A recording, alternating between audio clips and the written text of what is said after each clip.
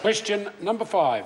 Grant Robertson. Thank you, Mr. Speaker. My question is to the Minister of Finance. Does he stand by all his statements? The Honourable Stephen Joyce. Mr. Speaker, on behalf of the Minister of Finance, yes, in the context in which they were made. Supplementary question. Supplementary question, Grant Robertson. Does he stand by his statement that the government has left nothing undone to tackle skyrocketing house prices in Auckland, given the Reserve Bank Governor's call today for more to be done to address the lack of supply in the Auckland housing market? The Honourable Stephen Joyce. Well, Mr. Speaker, on behalf of the Minister of Finance, if the member's been paying attention, the government is working very hard on the Auckland housing market in areas such as combating speculators that are not meeting their tax requirements with bills, I think, which are currently before the House at the moment. Mr. Speaker, there's also the work that's being done very much on housing supply, lifting housing supply with the special housing areas. And in fact, housing supply more generally is at its highest level in just over a decade. A lot of work going, I just said the highest level of construction in just over a decade. And also we have very significant investments going in the social housing area, Mr. Speaker. I think we're seeing a very significant housing response, and I note the Reserve Bank Governor also notes very high levels of construction activity in Auckland currently. Question, Mr. Speaker. Supplementary question, Grant Robertson. In light of that answer, was the Reserve Bank Governor wrong when he told the Finance and Expenditure Select Committee less than an hour ago that the Auckland housing market is in dangerous territory? The Honourable Stephen Joyce. Well, Mr. Speaker, on behalf of the Minister of Finance, not necessarily at all, and I think it is important for people to understand if they're buying houses that actually you can pay too much for a house, and there are risks because although interest rates are very low at the moment, they don't stay low forever, and people generally stay paying off their houses for a very long time. So I think it is appropriate for the Reserve Bank Governor to make comments about housing prices in Auckland because people don't want to make the decisions to pay too much. But in terms of the government's supply response, it is the highest level of construction since 2004, Mr. Twyford. Supplementary question, Grant Robertson. Is the Auckland housing market in dangerous territory? The Honourable Stephen Joyce. Well, Mr. Speaker, on behalf of the Minister of Finance, I'm not going to paraphrase the Reserve Bank Governor's comments.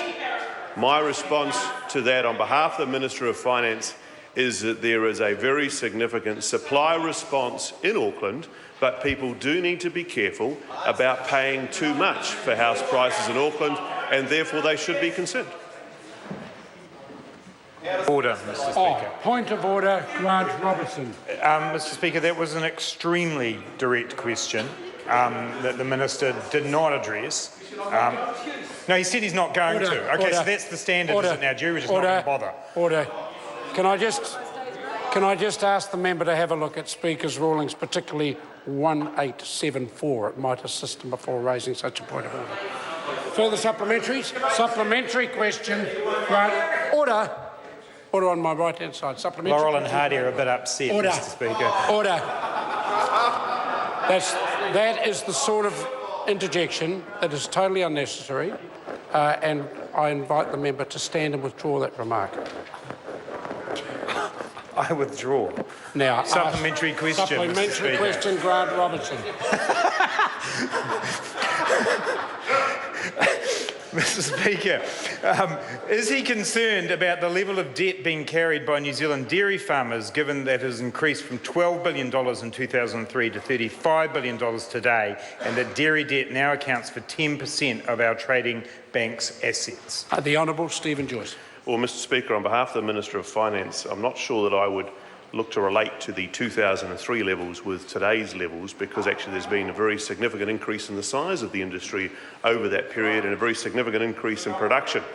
And I note that the general consensus is those levels are not of a concern, but obviously the approach to increasing further debt at this point, I think all farmers will be very responsible about that.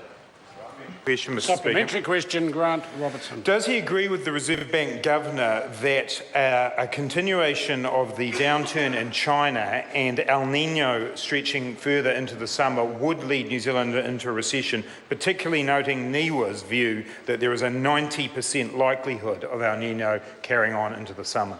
The Honourable Stephen Joyce. Well, Mr Speaker, on behalf of the Minister of Finance, I don't think that the Reserve Bank Governor actually couched it in those terms.